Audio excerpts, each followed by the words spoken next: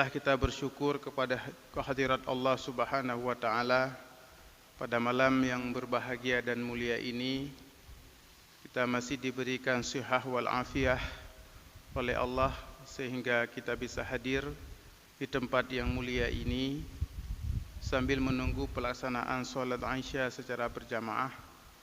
Sedikit kita ikuti pengajian sebagaimana biasa. Yang kami muliakan seluruh guru-guru kami, Abi Imam Syekh dan seluruh pengurus masjid, dan yang sangat istimewa kepada seluruh jamaah hadirin wal hadirat yang berbahagia. Pada pertemuan yang lalu kita sudah membahas tentang persoalan kelebihan-kelebihan harta baik dari perspektif dunia maupun dari perspektif agama. Dalam perspektif agama terdapat 3 kelebihan harta. Yang pertama adalah harta tersebut diinfakkan untuk diri kita sendiri tapi dalam rangka untuk beribadah atau dalam rangka untuk membantu kegiatan ibadah. Makan minum, membeli pakaian, menyediakan tempat tinggal dengan tujuan untuk menyempurnakan ibadah adalah bagian daripada ibadah itu sendiri. Jadi Imam Al-Ghazali mengatakan wama la yatawassalu ilal ibadah illa bihi fahuwa ibadah. Sesuatu yang tidak akan sampai kepada ibadah kecuali dengan sesuatu itu, maka sesuatu itu adalah ibadah. Jadi banyak sekali unsur ibadah apabila kita mempergunakan harta dalam rangka untuk menyempurnakan ibadah. Yang kedua adalah mempergunakan harta untuk diserahkan kepada orang lain dengan 4 cara. Dan keempat cara tersebut semuanya adalah merupakan bentuk penggunaan harta yang disepakati dan disetujui oleh agama. Yang pertama adalah sedekah. Ini sudah kita tahu, artinya tidak tersembunyi lagi. Yang kedua adalah muru'ah, mempergunakan harta untuk mempertinggi kehormatan. Apabila kita memiliki kelompok sosial tertentu yang memang harus kita pergunakan harta supaya kita bisa berdakwah di jalan bersama mereka, maka mempergunakan harta untuk menjamu mereka, mengundang mereka di tempat-tempat yang terbaik walaupun mahal, itu termasuk mempergunakan harta pada tempat yang boleh menurut agama, bahkan bernilai ibadah. Yang ketiga adalah memelihara kehormatan. Ada orang yang mencaci maki kita, menggibah kita, dan kemudian kita berikan uang kepada orang itu supaya tidak berghibah dan tidak mencaci maki. Maka itu artinya kita menghentikan mungkar yang dia lakukan walaupun dengan cara memberikannya uang. Maka memberikan uang kepada orang itu supaya dia tidak berghibah lagi kepada kita, tidak mencaci maki, tidak menghina dan segala macam yang termasuk dalam kategori perbuatan yang salah. Mempergunakan harta itu termasuk dalam kategori penggunaan harta di dalam jalan agama. Dan yang terakhir adalah ujratul istikhdam, yaitu mempergunakan harta untuk tujuan-tujuan supaya kita dilayani, tetapi dengan tujuan memudahkan kita beribadah. Jadi kita menyewa pembantu, menyewa orang yang mencuci baju dengan tujuan supaya kita lebih mudah di dalam kegiatan-kegiatan ibadah. Maka itu termasuk dalam kategori memakai harta pada jalan-jalan agama. Hari ini itu bagian yang kedua. Sementara bagian yang ketiga kata Al-Ghazali, an-naw'u salisu ma la yusarrifu ila insanin muayyanin. Penggunaan harta yang ketiga yang termasuk dalam kategori memakai harta tersebut di jalan agama adalah tidak menyerahkan harta tersebut kepada seseorang tertentu memang. Walakin yahsulu bihi khairu am, tetapi menyerahkan harta tersebut untuk tujuan-tujuan kepentingan kebaikan umum. Mempergunakan harta tidak, kalau yang dalam konteks yang kedua dan pertama tadi, memberikan uang kepada seseorang dengan tujuan supaya orang tersebut membantu kita atau dengan tujuan supaya kita memudahkan dalam ibadah. Maka yang ketiga ini adalah menyerahkan harta bukan kepada seseorang tapi kepada umum. Mempergunakan harta untuk kepentingan umum. Nah, kabina'il masajid contohnya seperti membangun masjid-masjid. maka penggunaan harta untuk membangun masjid dalam rangka kepentingan umum, maka itu termasuk dalam kategori menggunakan harta untuk ibadah. Wal qanatir, dan membangun jembatan-jembatan, memperbaiki jalan-jalan yang rusak, memperbaiki parit-parit yang dimana tersumbat air-airnya karena ada kepentingan umum di situ, dan lain sebagainya yang termasuk dalam kategori memperbaiki kepentingan-kepentingan umum, maka penggunaan harta kita terhadap kepentingan itu termasuk dalam kategori harta digunakan dalam jalan agama.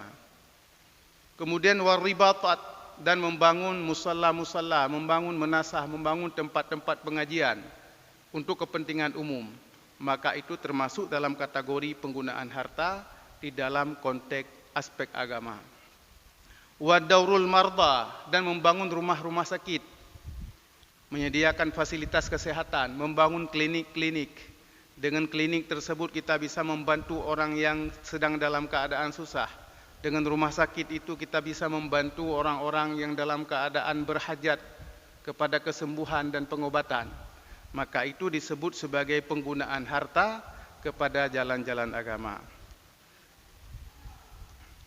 Wa ghairu dzalika minal auqafil mursidah lil khairat, dan hal-hal yang lain, penggunaan harta di jalur yang lain yang termasuk dalam kategori wakaf yang disediakan untuk kepentingan-kepentingan kebaikan.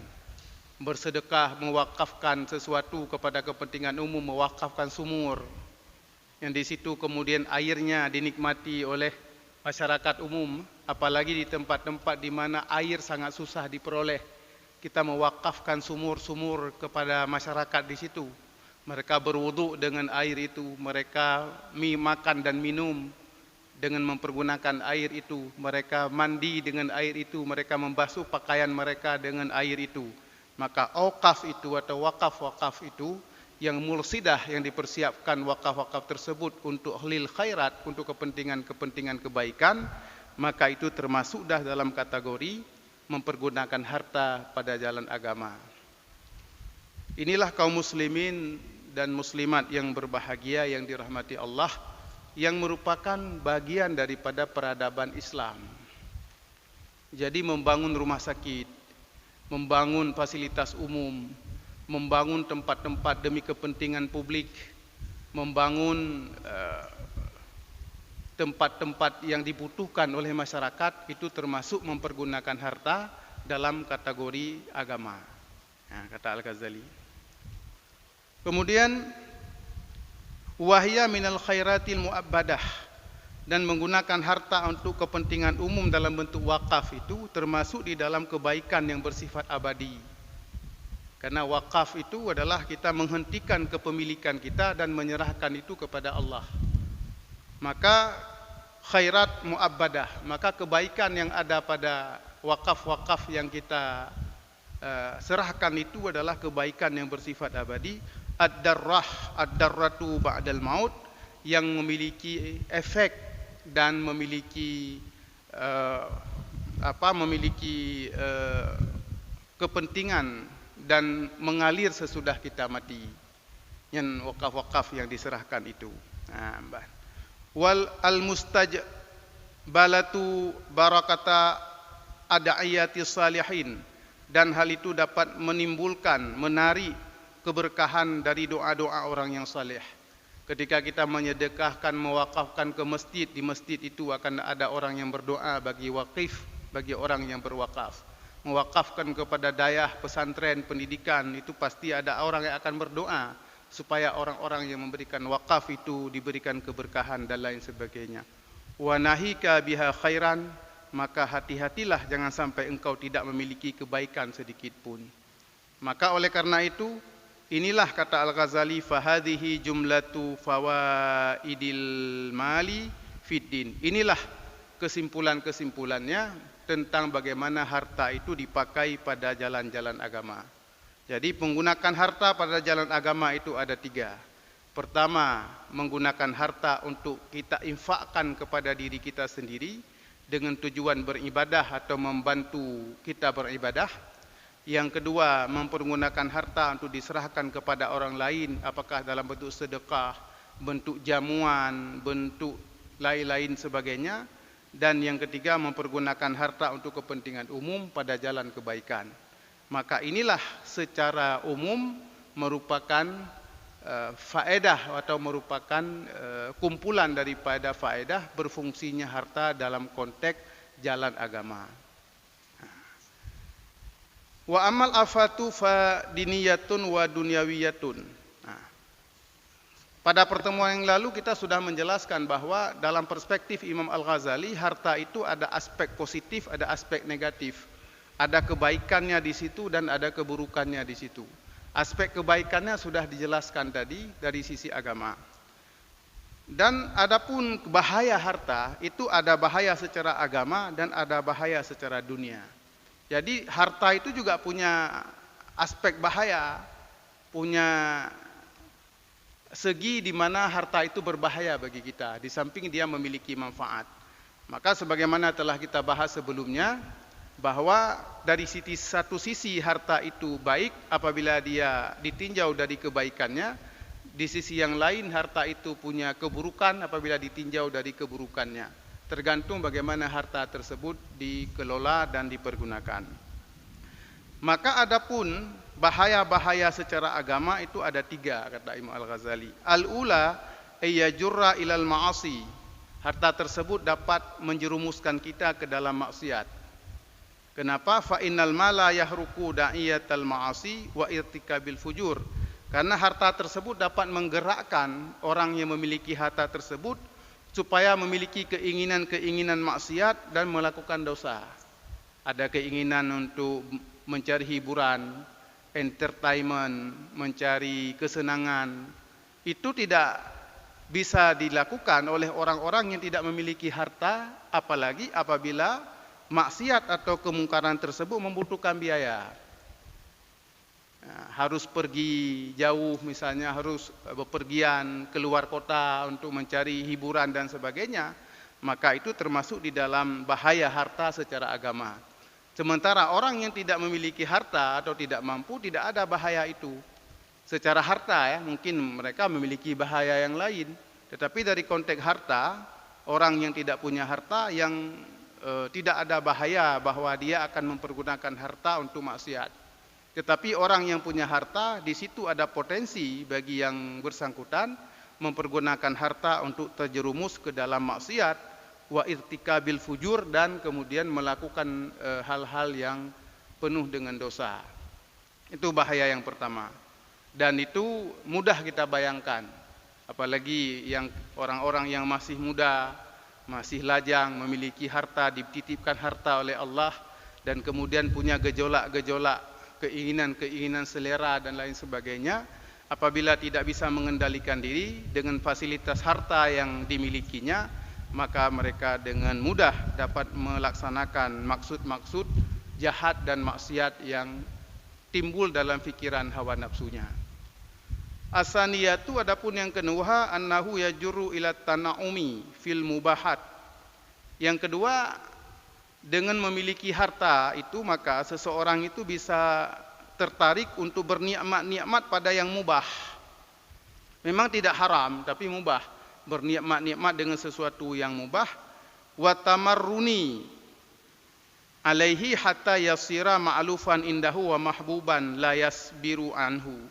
Sehingga dengan terbiasa untuk bernikmat-nikmat dengan yang mubah, makan di tempat yang mahal misalnya, kemudian mencari tempat minum di kafe-kafe yang harganya tinggi, itu kan mubah bagi kita, tidak jadi masalah.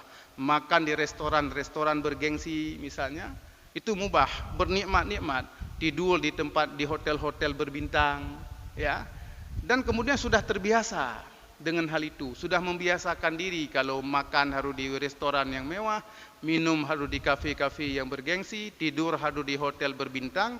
Tamarrun, terjadi membiasakan diri di atas itu, dan kemudian sudah digemari oleh jiwa, sudah dicari, sudah diminta pada waktu tertentu. Yang dibelian 3 yang ada jauh kota raya tak hotel tang hana mangat, atau tidak makan di restoran mahal seolah-olah tidak mangat. Kemudian dia merasa tidak sabar lagi. Apabila dia tidak punya uang, maka tidak ada lagi rasa sabar. Pokoknya dia harus makan di restoran-restoran yang mahal. Wa idza stadda anasuhu bihi rubbama la yaqduru 'alal tawassul ilaihi bil kasbil halal. Maka apabila sifat tersebut sudah kokoh dalam jiwanya, ingin bernikmat-nikmat dengan sesuatu yang mubah, ingin menikmati fasilitas-fasilitas mewah yang mubah, tetapi ada satu ketika dia tidak mampu untuk sampai ke situ dengan cara yang halal. Maka apa yang terjadi? Fayahtahimu asyubuhat, maka dia akan melakukan hal-hal yang syubhat, mencari uang secara syubhat, wa yahudu fil kasbi wan nifaq, dan kemudian terjerumus ke dalam menipu, ke dalam bersifat munafik, wasairil akhlaqir radiyah, dan akhlak-akhlak buruk lainnya. Karena awalnya cuma mubah. Tidur di tempat yang mewah itu mubah. Makan di restoran-restoran mewah itu mubah. Bernikmat-nikmat dengan berbagai fasilitas lain yang mubah itu memang boleh, tetapi suatu ketika dia tidak lagi punya uang, mengalami krisis ekonomi dan lain sebagainya, sementara level hidupnya, gaya hidupnya sudah tinggi tapi mubah, maka pada ketika itu dia sangat mungkin terjatuh ke dalam mencari sesuatu yang haram untuk memenuhi hajat hidupnya yang awalnya mubah tersebut, yang dia sudah membiasakan dirinya pada saat dia punya uang. Ini kata Al-Ghazali bahayanya. Bukan tidak boleh bertanaum, bernikmat-nikmat dengan yang mubah, tetapi apabila kita selalu sudah membiasakan diri kita, membangun satu style kehidupan, gaya hidup tertentu yang membuat kita berada di dalam level tertentu, di dalam pergaulan, di dalam cara hidup, maka ketika kita tidak mampu naik ke level itu dan tidak bisa mempertahankan level kehidupan itu dengan cara yang halal, maka sangat mungkin orang tersebut akan mencari cara lain untuk mempertahankan itu dengan cara-cara yang tidak dibolehkan dengan agama. Ini yang dikatakan oleh Imam Al-Ghazali. Oleh karena itu, kenapa dia harus mempertahankan gaya hidupnya itu? Liyantadhima lahu amra dunyahu, supaya dia tetap berada di dalam kehidupan dunia yang sudah dia capai, tidak mau turun lagi ke bawah, karena sudah mahbuban tadi, sudah dicintainya kehidupan seperti itu, sehingga wa yatayassaru bihi ta'annumihi, sehingga dia akan mencari cara untuk supaya dapat mudah melakukan kenikmatan itu. Caranya termasuk adalah dengan cara yang tidak dibolehkan dengan agama. Ini bahayanya, kata Al-Ghazali. Awalnya memang halal, awalnya memang mubah, tetapi mubah-mubah yang bernikmat-nikmat tersebut, ketika kita sudah terbiasa dengan nikmat tersebut, ketika kita tidak lagi memperolehnya dengan cara yang halal, akan kita cari cara dengan cara yang haram. Nah, ini penyakit yang kedua atau bahaya yang kedua, kata Imam Al-Ghazali. Kemudian yang ketiga, asalisatu annahu yulhihi islahu malihi an zikrillahi ta'ala. Harta itu melalaikannya daripada mengingat Allah, karena sudah sibuk mengurus harta. Wa kullu ma syaghalal abdu anillahi fahuwa khusran. Apa saja yang dapat memalingkan seseorang hamba daripada mengingat Allah, maka itu adalah kerugian. Sibuk dengan taya uruh gede, sibuk mengurus proyek, sibuk mengurus harta di berbagai tempat, dari Jakarta hingga ke Sumatera, dari Aceh hingga ke Papua, punya harta di mana-mana. Akhirnya apa yang terjadi? Sibuk dalam perjalanan, terbang dari sini ke pulau-pulau yang lain, dan kemudian apa yang terjadi? Dia sibuk daripada mengingat Allah, lalai daripada mengingat Allah. Dan kullu ma syaghalal abdu anillahi fahuwa khusranun, setiap apa saja yang dapat membimbangkan seorang hamba dari mengingat Allah, maka itu termasuk dalam kategori kerugian. Nah, ini bahaya harta. Jadi 3 bahaya harta ini ada 3 manfaat secara agama, tapi juga harta itu punya bahaya secara agama juga 3. Jadi kalau kita pasangkan 3 yang positif dan 3 yang negatif manfaat harta tersebut, maka apabila kita ingin mempergunakan harta secara positif, ikuti langkah yang dikatakan oleh Al-Ghazali tadi, yaitu penggunaan harta pada fungsi-fungsi ibadah dan kepentingan umum. Amal afatut diniyah dunyawiyah fakasiratun. Adapun bahaya-bahaya secara dunia itu banyak. Kalau bahaya secara agama kan 3 tadi dikatakan oleh Al-Ghazali itu. Yang pertama tadi itu bisa jatuh dalam maksiat, bernikmat-nikmat dengan yang mubah yang dapat menjerumuskan kita juga dalam maksiat, dan ketiga adalah tadi itu memalingkan kita dari mengingat Allah. Adapun bahaya secara dunia itu banyak. Kal khaufi, rasa takut, rasa khawatir, gadah peng, gadah harta. Kalau menyimpan uang di bank, apakah ada pembobolan? Apakah bank nanti dinyatakan bangkrut dan segala macam seperti kasus-kasus itu? Wal husni, dan rasa galau bimbang terhadap harta tersebut. Wal ghammi wal hammi, rasa penuh dengan syakwa sangka. Ciban harta long, selamat ini akan krisis, katanya tahun depan akan terjadi krisis besar di dunia. Bagaimana harta kita, apakah akan kita simpan tetap dalam bentuk uang atau kita pindahkan ke emas dan lain sebagainya. Sudah mulai bimbang orang yang punya harta. Kalau tahun depan terjadi krisis, mata uang akan jatuh, bagaimana nantinya uang yang kita miliki ini dan lain sebagainya. Sementara yang tidak punya uang tenang-tenang saja, tidak mengalami kekhawatiran terhadap krisis tersebut. Nah, ini yang terjadi. Kemudian akan muncul juga tajasyumil masaibi fil hifdil mal wa kasbih. Akan muncul juga beban di dalam menanggung harta tersebut, bagaimana menjaga harta, kemudian bagaimana mengembangkan harta yang sudah dimiliki, aset ini sudah bertambah, laba harus kita pertingkatkan dan lain sebagainya. Penuh dengan pikiran-pikiran membangun harta setiap saat. Kemudian juga wal fikri fi hifdil mal wa kasbih, berfikir terus-menerus, memeras otak, bagaimana menjaga harta, bagaimana memelihara harta tersebut, bagaimana mengembangkannya dan terus sebagainya. Kemudian wal fikri fi khusumati syuraka wa munazaatihim, dan juga berfikir tentang adanya pengkhianatan dalam bisnis. Nyo ciban caranya untuk kita mengkongsinya untuk dikhianati dan sebagainya, dan penuh dengan pikiran-pikiran yang tidak menenangkan. Kemudian juga apabila gugatan terhadap harta yang kita miliki, tanah, aset di mana-mana, apabila digugat bagaimana, terus begitu. Wa adwiyatul afkari dunya la nihayatalah, dan seluruh pikiran-pikiran dunia tersebut tidak ada batasnya. Yang contoh-contoh kebugalan Imam Ghazali tanya. Dan seterusnya yang tiada batas. Berbagai prediksi-prediksi buruk itu selalu terbayang kepada orang-orang yang memiliki harta yang melimpah. Kalau saya mati nanti bagaimana, siapa yang akan mengambilnya, apakah istri saya akan menikah lagi dan sebagainya. Coba kenan tingkat ke. Terbaru moh yang kali terpegaknya tauih entre menyo usia 40 tahun maka melinggai, kemudian uri nang mentang 25. Itameng dak lintu baru lain kenan ciban dan seterusnya. Selalu berfikir hal-hal yang membuat dia gundah gulana karena harta tersebut yang dimilikinya. Ya, yang kepegah contoh-contoh Imam Ghazali tentang bahwa adwiyatul afkar, putaran fikiran, la nihayatalah, tentang dunia ini tiada batas. Kita bisa memprediksi, bisa meramalkan berbagai hal yang buruk terhadap harta kita. Dan juga bisa meramalkan hal-hal yang penuh dengan optimisme. Apabila kita investasi ke sana, ini akan tumbuh.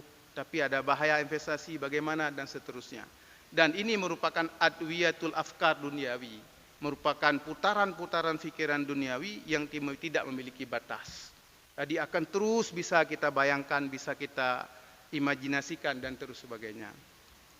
Oleh karena itu kata Al-Ghazali, faizan tiryakul mal akhduhu min hillihi wa sarfuhu fil khairat. Maka oleh karena itu kesimpulan kata Imam Al-Ghazali, tiryakul mal, cara kita mengobati harta yang kita miliki tersebut, cara kita merawatnya, meru'yah harta itu adalah akhduhu min hillihi, mengambil dari yang halal, wa sarfuhu fil khairat, dan mempergunakan pada yang baik. Nyah nale gundah tu. Mengambil dari yang halal, sumbernya halal, pemakaiannya pada kebaikan. Baru di situ akan mulai runtuh, mulai berkurang rasa khawatir, rasa bimbang terhadap harta yang dimiliki. Kalau tidak, maka putaran-putaran imajinasi fikiran yang bersifat duniawi terhadap harta tersebut tidak akan ada batasnya. Wa ma ada zalika sumumun wa afat, dan selain daripada pengobatan yang dikatakan oleh Al-Ghazali tersebut, yaitu mengambil dari yang halal dan mempergunakan pada kebaikan, maka selain itu merupakan racun dan penyakit. Bahaya. Nas aluhu ta'ala as-salamata wal-auna bil lutfihi wa karmihi, dan kami meminta kepada Allah keselamatan, pertolongan dengan kelembutan dan kemuliaan dan kepemurahannya. Itulah bahaya-bahaya harta yang dibahas oleh Imam Al-Ghazali baik secara agama maupun secara dunia. Saya kira itu sebagai pengantar di dalam pengajian pada malam yang berbahagia ini, mudah-mudahan ada manfaatnya kepada kita semua.